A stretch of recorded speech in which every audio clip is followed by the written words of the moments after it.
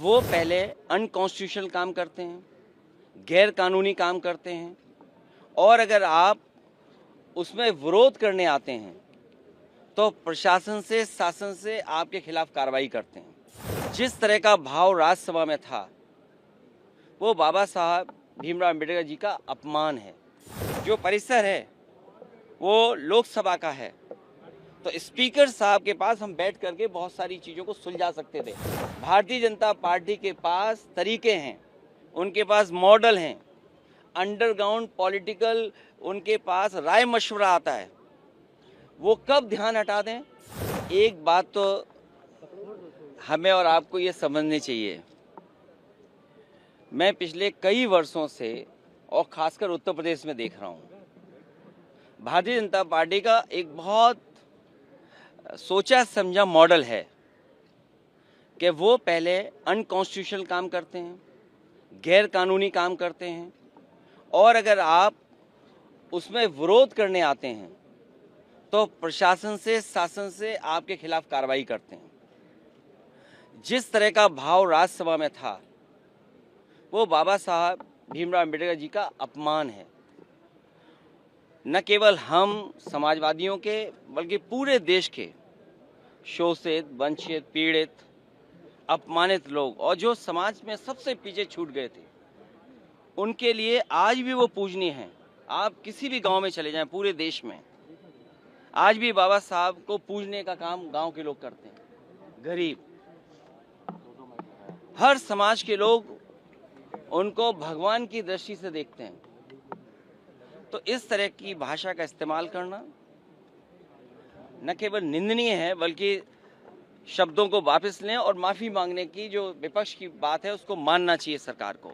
और सच्चाई तो ये है कि जो व्यक्ति माफी मांग लेता है वो बड़ा होता है। माफी मांगने वाला व्यक्ति हमेशा बड़ा होता है। ये जो कलयुग आया हुआ है, हालांकि वो मैं नहीं कह सकता हूं कहां से शुरुआत हुई थी, लेकिन भगवान श्री राम ने के अलावा जो हमारे भगवान हैं, भगवान श्री कृष्ण ने जब अपने प्राण छोड़े तब कलयुग शुरू हुआ। आखिरी शब्द भी यही थे जब उनको तीर लगा कि डेस्टिनी थी, ये माफ कहना चाहिए, भूल जाना चाहिए इस चीज को। तो कम से कम सरकार को जिनकी भाषा से, व्यवहार से पूरे देश का सेंटिमेंट बाबा साहब भीमराव अम्बेडकर जी के लिए जो अपमान की तरह भाषा इस्तेमाल हुई, उस पर माफी मांगनी चाहिए और शब्द वापस अपने लेने चाहिए। राहुल गांधी पर एफआईआर हुई है सर, देखिए, ये हालांकि मेरी स्पीकर साहब से बात नहीं हुई और दूसरे पॉलिटिकल लीडर से बात नहीं हुई, लेकिन ये लोकसभा का परिसर है, इसमें सबसे ज्यादा सुप्रीम अगर कोई है तो स्पीकर साहब हैं। अब सोचिए आप, बीजेपी के लोग तो स्पीकर के साहब के ऊपर भी चले गए। हालांकि मेरी किसी पॉलिटिकल पार्टी से बात नहीं हुई, लेकिन ये जो परिसर है वो लोकसभा का है, तो स्पीकर साहब के पास हम बैठ करके बहुत सारी चीज़ों को सुलझा सकते थे। लेकिन मैंने जो बात शुरू में कही, भारतीय जनता पार्टी के पास तरीके हैं, उनके पास मॉडल हैं, अंडरग्राउंड पॉलिटिकल उनके पास राय मशवरा आता है।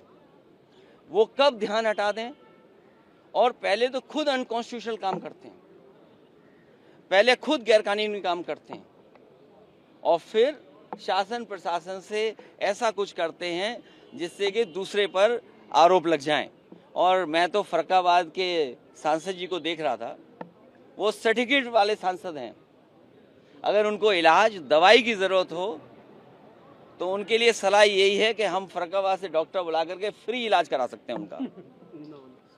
सर बर्ग साहब पे एक और एफआईआर हो गई है, बिजली चोरी का एफआईआर। फिर मैं बोल रहा हूँ आपसे, ये बीजेपी का मॉडल है। किसी के घर में छापा मार करके इस तरह का काम करते हैं। पूरे उत्तर प्रदेश में सबसे ज्यादा बिजली को लेकर के गरीबों को परेशान किया जा रहा है। बिजली को लेकर के एफआईआर दर्ज है। आज ऑन रिकॉर्ड मैं कह रहा हूं ये बात, आप निकलवाइए रिकॉर्ड। सबसे ज्यादा बीजेपी के लोगों ने मुकदमे दर्ज कराए हैं किसानों पे, गरीबों पर, और जानबूझ करके। आपकी कोई सुनवाई नहीं है, अधिकारी उनके हैं, अधिकारी खुद हाथ खड़े कर देते हैं, कहते हैं हम पे ऊपर से दबाव है। ऊपर से किसका दबाव है? मुख्यमंत्री जी का खुद दबाव है। और आज आपने अखबार में पढ़ा कि जब 5 लोग मर गए, न जाने कितनों पे झूठे मुकदमे लग गए, न जाने कितनों को अपमानित होना पड़ा है, घरों में पुलिस गई है, महिलाओं के साथ अपमान का व्यवहार हुआ, तब कह रहे हैं कि हर मंदिर को नहीं खोदना चाहिए। तो अगर किसी व्यक्ति ने, इतने महत्वपूर्ण व्यक्ति ने अगर ये स्टेटमेंट दिया है, तो उनकी जिम्मेदारी बनती है उनके दल के लोगों की कि सभी संभल वाले उत्तर प्रदेश के लोगों पर जिन पे झूठे मुकदमे लगे हैं, उनके मुकदमे वापस हों।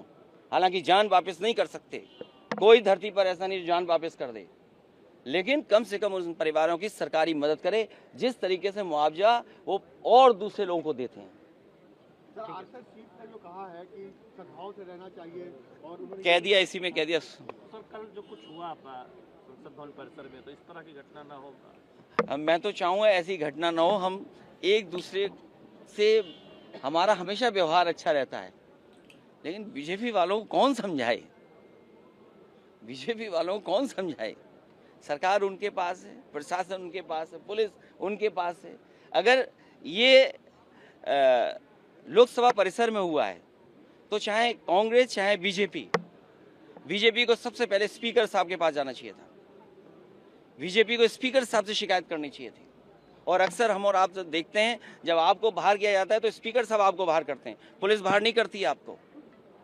तो ये शिकायत अगर बीजेपी के लोगों को करना था तो स्पीकर साहब से शिकायत करते, स्पीकर साहब सभी लीडर्स को बुला लेते, हम लोग बात कर लेते। अखिलेश जी, कल जो धक्का मुक्की वाला प्रकरण जब आपकी जानकारी में आया, उसके बाद फरक्काबाद वाला तो नकली सर्टिफिकेट से जीत करके आए हैं, केवल सर्टिफिकेट से जीते हैं वो। और मैं तो कहूँगा उनके इलाज के लिए हम लोग मदद करना चाहते हैं। पंजाब के किसानों पर अखिलेश जी मिलने जाएंगे क्या सर? किसान बोर्ड से हटाए। लोहिया जी की वो बात मुझे याद आती है।